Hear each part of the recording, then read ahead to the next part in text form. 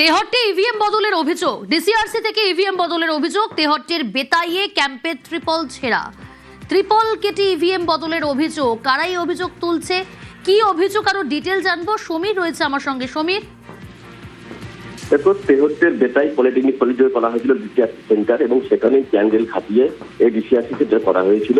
Vote গ্রহণ শেষে vote কর্মীরা ইভিএম এবং ভিভিপ্যাট নিয়ে সেখানে গিয়ে জমা দেয় এবং আজ সকালে সেখানে যান পলাশীপাড়ার বিজেপির প্রার্থী। তিনি গিয়ে দেখেন যে ক্যান্ডেল করা হয়েছিল সেই ক্যান্ডেলের পিছনের দিকে ত্রিপল ছেঁড়া। তার দাবি এই ইভিএম এবং ভিভিপ্যাট সেখান থেকে কিন্তু কলেজের স্ট্রং রুমে নিয়ে যাওয়া হয় এবং সেই স্থানান্তরের সময় হয়তো ত্রিপল কেটে পিছন দিক থেকে সেই ইভিএম চেঞ্জ করে দেওয়া হয়েছে এবং ভোটের ফলাফল পরিবর্তন করতে কিন্তু এটা করা হয়েছিল তার অভিযোগ।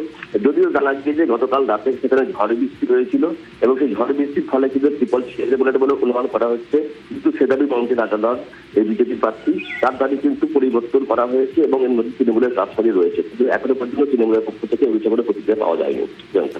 বেশ।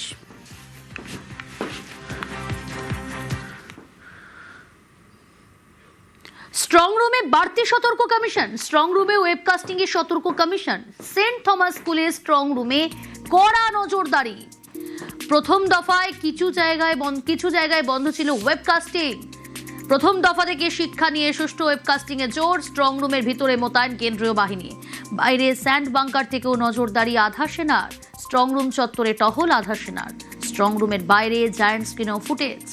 স্ট্রং রুমের ফুটেজে নজর সব রাজনৈতিক দলের। দ্বিতীয় দফা নির্বাচন শেষ হয়েছে, আমরা দাঁড়িয়ে রয়েছি কলকাতা বন্দরের যে স্ট্রং রুম রয়েছে সেন্ট থমাস স্কুলে। প্রথম দফা নির্বাচনে একাধিক অভিযোগ উঠেছিল যে ওয়েবকাস্টিং এর যে ক্যামেরা, সেই ক্যামেরা কোথাও কোথাও বন্ধ হয়ে গিয়েছে, কোথাও কোথাও কাজ করছে না বিদ্যুতের জন্য।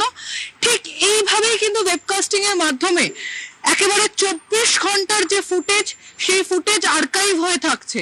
যে ভিতরে কেন্দ্রীয় বাহিনীর জওয়ানরা তারা কিন্তু মোতায়েন রয়েছেন এবং তাদের কাজও শিফটিং অনুযায়ী চলছেন। 24 ঘন্টা তারা ভিতরে পাহারা দিচ্ছেন। রাজ্য পুলিশ, কলকাতা পুলিশ, এছাড়াও কেন্দ্রীয় বাহিনীর জওয়ানরা স্ট্রং রুমের বাইরেও কিন্তু এইভাবে পাহারা দিচ্ছেন। কোনোভাবে এই স্ট্রং রুমের ভিতরের তালা কোনোভাবে লক এন্ড কি করে বা খোলা না যায়, তার জন্য কিন্তু ওয়েবকাস্টিং এর যে ক্যামেরা, সেই ক্যামেরা কিন্তু মোতায়েন করা রয়েছে। ক্যামেরা পিন্টুর সঙ্গে প্রীতি, নিউজ 18 বাংলা, কলকাতা।